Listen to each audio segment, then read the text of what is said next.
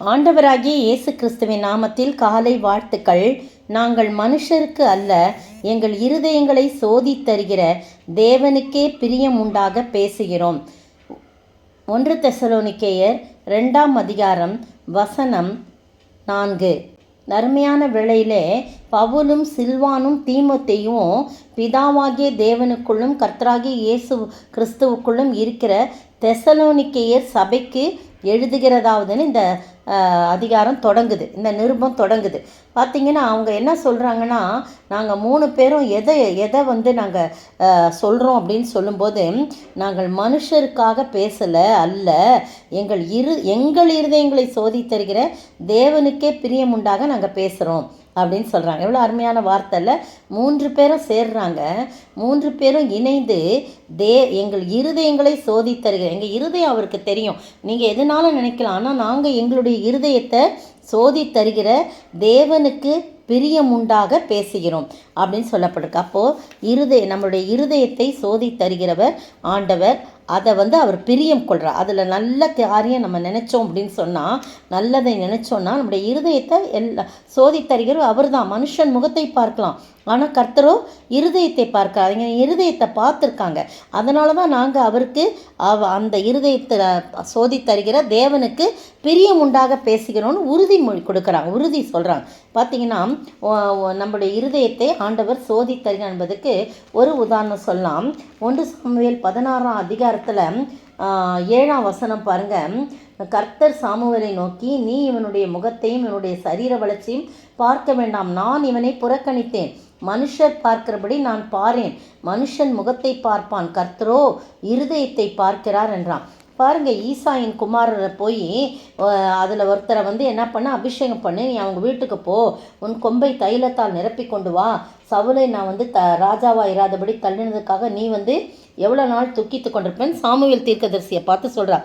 உடனே சாமுவேல் தீர்க்கதரிசி இதை கொம்பில் தைலத்தால் நிரப்பி வராங்க.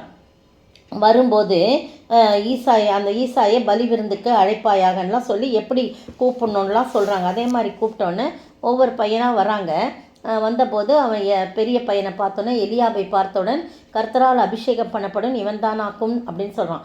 அப்போ தான் ஆண்டவர் சொல்கிறாரு, இல்லை நீ இவன் முகத்தையும் சரீர வளர்ச்சியும் பார்க்குற, நான் இவனை புறக்கணித்தேன், இவன் கிடையாது, மனுஷர் பார்க்குற விதமாக நான் பார்க்க மாட்டேன், நான் மனுஷன் முகத்தை பார்ப்பான், நானும் இருதயத்தை பார்க்குறேன் அப்படின்னு சொல்கிறார். அடுத்த பையன் இப்படி 7 குமாரர்களும் வந்துட்டாங்க. அப்போ சாமுவேல் என்னப்பா கர்த்தர்கிட்ட கேட்குறான், என்னப்பா ஒருத்தருமே இல்லையே, தெரிந்து கொள்ளவில்லைன்னு சொல்லி, உன் பிள்ளைகள் இவ்வளவுதானா அப்படின்னு ஈசாயை கேட்கும்போது, இல்லை ஒருத்தன் இருக்கிறான் இளையவன், எல்லாருக்கும் அவன் ஆடு மாடு மேய்த்து கொண்டிருக்கிறான், ஆடுகளை மேய்த்து கொண்டிருக்கிறான் அப்படின்னு சொன்னோன்னே, இல்லை நீ அவனையும் கூப்பிட்டு வா, அப்போ தான் நான் இங்கே உன்னோட கூட நான் சாப்பிட முடியும், நான் வந்த வேலை முடியணும் அப்படின்னு சொல்கிறாங்க. இப்போ பொண்ணு மாப்பிள்ளைலாம் பார்க்க போனோம்னா என்ன சொல்கிறாங்க, முடியாமல் கை நினைக்க மாட்டோம் அப்படின்னு சொல்லுவாங்கல்ல. அதே மாதிரி ஆண்டவர் அனுப்பின அபிஷேகம் பண்ண விரும்பிய இந்த குடும்பத்தில் ஒருத்தன் இருக்கணும் இல்லையா? 7 பேரும் இல்லை, இன்னொரு பையன் இருக்கிறான்னா அவனை கூட்டுவாங்க, அவனான்னு கேட்போம், ஆண்டவர்கிட்ட கேட்போம், இந்த குடும்பத்துலேருந்து தான் ஒருத்தனை அபிஷேகம் பண்ண சொல்கிறார் அப்படின்னு சொன்னோன்னா அவனை அழைச்சிட்டு வராங்க. அழைச்சிட்டு வந்தோன்னா அவன் எப்படி ஆடு மேய்ச்சிட்டு வரும்போது எப்படி வந்திருப்பான், ஒன்றும் ட்ரெஸ் எல்லாம் அதிகமாக போடாமல் இடுப்பில் ஒரு வேஷ்டி கட்டியிருப்பான், தலையில் ஒரு துண்டு கட்டியிருப்பான், அல்லது தோள் மேலே துண்டை போட்டிருப்பான், ஒரு கம்பை எடுத்துகிட்டு வந்திருப்பான், விறுவிறுத்து அப்படி வந்திருப்பான். ஆனால் அவன் அழகானவன், சிவந்த மேனியும் அழகிய கண்களும் நல்ல ரூபமுள்ளவனாக இருந்தான்.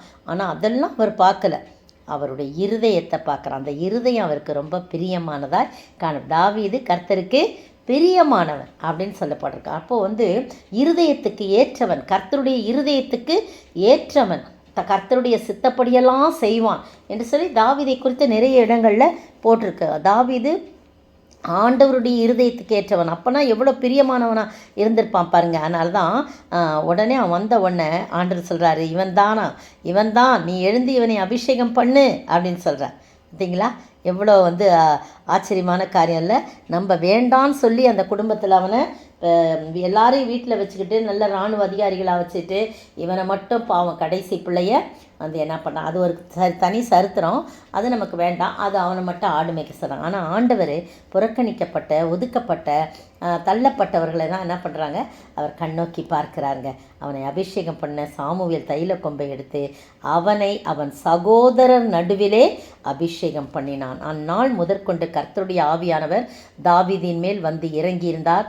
சாமுவேல் எழுந்து ராமாவுக்கு போய்விட்டான் அப்படின்னு சொல்லப்படுது. இந்த அருமையான வேளையிலே நீங்களும் நானும் பாருங்கள், இந்த வசனம் எப்படி சொல்லப்படுது. 3 பேரும், பவுல், சில்வான், தீமோத்தை 3 பேரும் சேர்ந்து அந்த தெசலோனிக்கு எழுதின நிருபத்துக்கு அந்த சபைக்கு சொல்கிறாங்க, நாங்கள் எங்கள் சொந்தமாலாம் பேசலை, நாங்கள் மனுஷருக்காக இல்லை, எங்கள் இருதயங்களை சோதி தருகிற தேவனுக்கே பிரியமுண்டாக பேசுகிறோம். நீங்களும் நானும் நம்முடைய இருதயத்தை சோதி தருகிறவர், நம்முடைய இருதயத்தை பார்க்கிறவர், நம்முடைய இருதயத்தின் நினைவுகளாம் அறிந்தவர், அவருக்கு பிரியம் உண்டாக நாம் வாழும் பொழுது கர்த்தர் நிச்சயமாய் நம்மை உயர்த்துவார். அப்படிப்பட்ட ஆசீர்வாதத்தை நாம் பெற்று வாழ ஆண்டவர் தாமே கிருபை செய்வாராக. ஆமென்.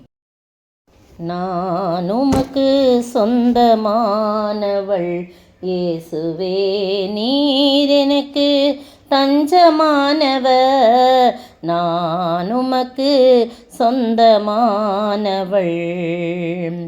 ஆளா என்னையும் வைத்து ஆண்ட இயேசுவே, ஆளா என்னையும் வைத்து ஆண்ட இயேசுவே, வேலையாளாய் உம்மிடம் சேவை செய்து வாழுவே, வேலையாளாய் உம்மிடம் சேவை செய்து வாழுவே, நான் உமக்கு சொந்தமானவள் இயேசுவே, நீர் எனக்கு சொந்தமானவர், நான் உமக்கு சொந்தமானவள்.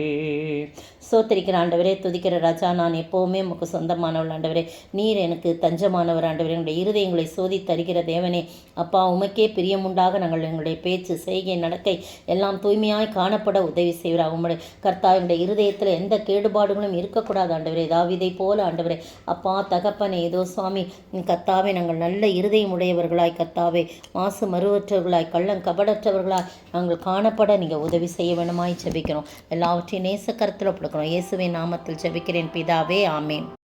நேற்றைய பதில், வசனத்தை கேட்டவர்களில் அநேகர் விசுவாசித்தார்கள். அவர்கள் தொகை ஏறக்குறைய 5000 இருந்தது. அப்போஸ்தலர் நடபடிகள் 4ஆம் அதிகாரம் வசனம் 4. இன்றைய கேள்வி, அற்புதமாய் சுகம் பெற்ற பிறவி சப்பானியின் வயது என்ன? அற்புதமாய் சுகம் பெற்ற பிறவி சப்பானியின் வயது என்ன?